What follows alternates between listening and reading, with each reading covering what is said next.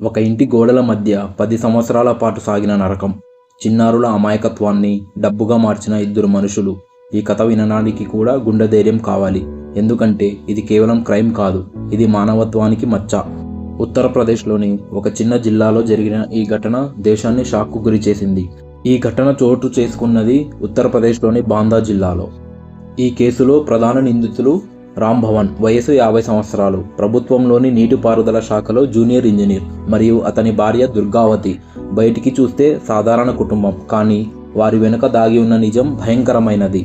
2010 నుంచి 2020 వరకు దాదాపు 10 సంవత్సరాల పాటు ఈ దంపతులు 33 మందికి పైగా చిన్నారులను టార్గెట్ చేశారు. వారి ప్లాన్ చాలా క్రూరంగా ఉండేది.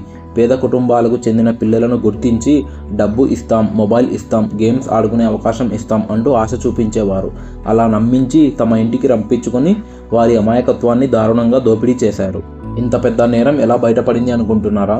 2020లో అంతర్జాతీయ స్థాయిలో పిల్లలపై నేరాలను ట్రాక్ చేస్తున్న ఇంటర్పోల్ కొన్ని అనుమానాస్పద వీడియోలను గుర్తించింది. డిజిటల్ ట్రాకింగ్ ద్వారా ఆ వీడియోల మూలం ఇండియాలోని బాందా జిల్లా అని తేలింది. దీంతో వెంటనే ఈ సమాచారాన్ని సెంట్రల్ బ్యూరో ఆఫ్ ఇన్వెస్టిగేషన్ సిబిఐకి అందించారు. సిబిఐ సీక్రెట్ ఆపరేషన్ ప్రారంభించింది. ఐపీ అడ్రస్లు, డిజిటల్ ట్రేసింగ్ ద్వారా చివరికి నిందితుల ఇంటిని గుర్తించింది. పక్కా ప్రణాళిక ప్రకారం ఒకరోజు పోలీసులు అకస్మాత్తుగా దాడి చేశారు. పోలీసులు ఇంట్లోకి వెళ్ళినప్పుడు అక్కడ కనిపించిన షాకింగ్ దృశ్యాలు, ల్యాప్టాప్లు, కెమెరాలు, హార్డ్ డిస్కులు, వేలాది వీడియోలు. అవి చూసిన అధికారులు కూడా కంగు తిన్నారు. అక్కడికక్కడే రామ్ భవన్ మరియు దుర్గావతిని అరెస్ట్ చేశారు. ఈ కేసులో అసలు భయంకరమైన విషయం ఏమిటి అంటే, వీరు ఈ వీడియోలను డార్క్ వెబ్లో అమ్మేవారు. సుమారు 47 దేశాలలోని కస్టమర్లకు ఈ అమానుష కంటెంట్ను అమ్మేవారు. సిబిఐ దర్యాప్తులో బయటపడిన నిజం ఏమిటి అంటే, సుమారు 2 లక్షలకు పైగా వీడియోలు చిన్నపిల్లలపై చిత్రీకరించి డబ్బు కోసం అమ్మేవారు. ఇది కేవలం క్రైమ్ కాదు, ఇది అంతర్జాతీయ స్థాయి దుష్ట వ్యాపారం. ఈ ఘటనలో చిన్నారులు బాధితులు. వారి జీవితాల్లో ఈ గాయాలు ఎప్పటికీ మాయం కావు. తీవ్ర మానసిక వేదన, శారీరక బాధ. కొంతమంది పిల్లలు ఆసుపత్రిలో చికిత్స పొందాల్సి వచ్చింది. వారి చిన్ననాటి ఆనందం ఈ నేరంతో నాశనం అయ్యింది.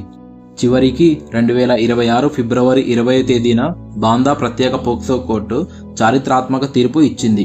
ఈ కేసును రేరెస్ట్ ఆఫ్ రేర్గా పరిగణించిన కోర్టు 2 నిందితులకు ఉరిశిక్ష విధించింది. మరణించే వరకు ఉరి తీయాలి అని స్పష్టం చేసింది. అదే కాకుండా ప్రతి బాధితుడికి 10 లక్షల పరిహారం మరియు స్వాధీనం చేసిన డబ్బును పంచాలని ఆదేశించింది. ఈ కేసులో నిందితులను పోక్సో చట్టం, ఐటీ చట్టం మరియు ఐపీసీ సెక్షన్ 377 కింద దోషులుగా తేల్చారు. ప్రస్తుతం ఈ తీర్పును హైకోర్టులో సవాలు చేయడానికి నిందితులు సిద్ధమవుతున్నారు. ఎందుకంటే ఉరిశిక్ష అమలుకు హైకోర్టు అనుమతి అవసరం. ఈ తీర్పు ఒక స్పష్టమైన సందేశం. చిన్నారులపై జరిగిన నేరాలకు ఎలాంటి క్షమాభిక్ష లేదు. సమాజంగా మనం అప్రమత్తంగా ఉండాలి. చిన్నారుల భద్రత మనందరి బాధ్యత. ఇలాంటి నిజ ఘటనలపై మరిన్ని వీడియోల కోసం మా ఛానల్ను సబ్స్క్రైబ్ చేయండి. ఈ వీడియోను షేర్ చేసి అవగాహన పెంచండి. మీ అభిప్రాయాన్ని కామెంట్స్లో తెలియచేయండి.